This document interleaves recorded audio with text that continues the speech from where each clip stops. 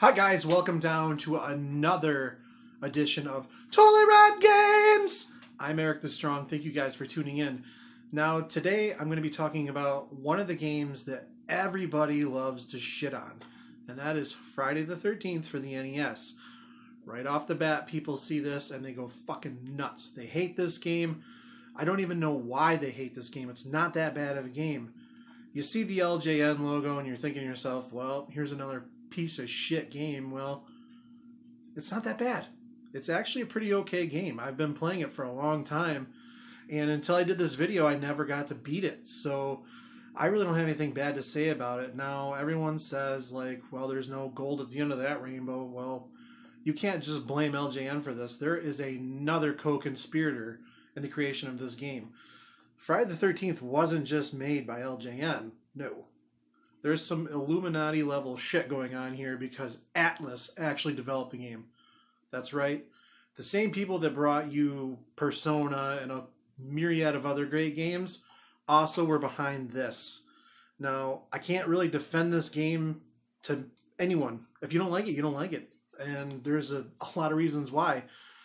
Maybe it's the notorious inverse directions on the map, or the repetitive score, or the fact that there's fucking zombies and birds and wolves attacking you.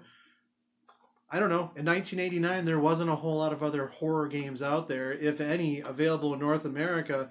So the fact that these guys brought you a game that you could go toe-to-toe with an undead serial killer was pretty cool. So every once in a while, I like to dig it up.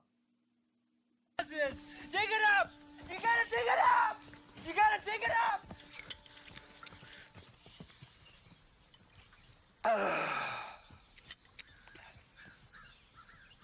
Dig him up?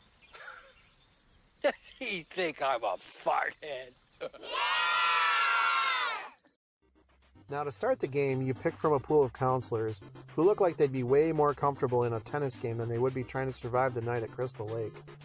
And after you choose your character, the game gives you a prime directive: use the torch to light the fireplaces. Well, fortunately for us, the game's not about walking around and lighting small fires in cabins. Actually, the game's about trying to find and fight Jason Voorhees, which is something you're going to do quite often. And now that seems like a pretty tedious task when all you brought with you is a fucking rock. That's kind of like trying to go shark hunting with a lawnmower. It's just ineffective. So you're going to have to arm yourself with better equipment. Which brings you face to face with the other denizens of camp, bloodthirsty zombies. I don't know why there's zombies in this game, and it doesn't really matter. Just throw rocks at them until they turn into something better. Most of the time you're going to be too busy hopping around and mall walking like some asshole to even care. And if you're really lucky, you may come across a jar of Uncle Hulk Hogan's vitamin juice. Rah, feel that love, brother! Now, you can go inside each cabin if you want to and find these vague little notes that say things like, go into the woods. So you open up your map, and this is a huge summer camp, and there's at least 2 spots on this map that could be the woods. You have no way of knowing. Now, fortunately, not all notes are as useless, like the one that says there's a machete hidden somewhere in the cave. Well, open up your map, and there's only one cave. Now, if I were leaving the notes, they would say things like, just fucking leave, there's nothing stopping you, or how about, I don't know, stop using rocks to try to kill Jason, rocks are for pussies. Now, after I follow all the vague instructions from the various notes, it's time to arm up and head across the zombie-infested lake to confront Jason Voorhees. Also, you're going to come across these faceless, awful-looking children in the process. Now, since this is the second day, Jason's not too hard to handle, especially since all he brought with him was a toothbrush, and I have with me a stick that's on fire, and he doesn't seem to care for that too much. Every time I hit him, it actually takes 1 tally mark away from his life total. It's the most powerful weapon in the game for some reason. Now, after you defeat him, you're going to get a little blurb that says, watch out, Jason's still alive and stronger than ever, and they're not lying. Now, you know, I have never beaten Jason on day 3. I've gotten him on day 1. I've gotten him on day 2. But by the time you get to him on day 3, he's like a tiger on cocaine. He's the most dangerous apex predator on the planet. So I don't really know what we're going to do here. Now, I have seen the game over screen before because we live in the age of Google. So when I Google it, he kind of just looks like a out-of-work union employee who just drank a paycheck's worth of whiskey in 10 minutes. But I personally have never beat him, so we got to figure something out. I know. We're going to do a montage.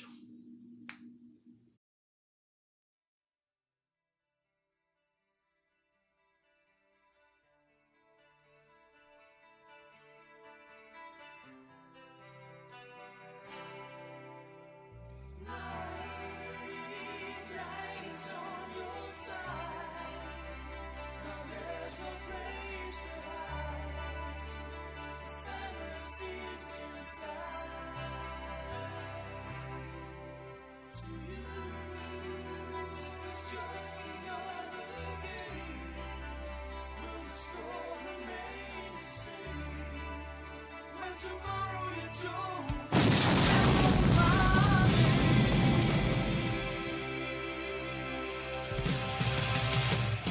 Just 'cause you play it cool, don't think you got this fool tonight. Alright. Don't ask me to stay. Don't think you got it made. No, no. You're wrong. 'Cause you can't fake it anymore.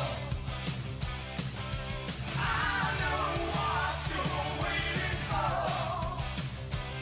I should turn away and walk right out that door because I know love is a lie. With that look in your Oh, my heart. I should have had Hulk Hogan juice.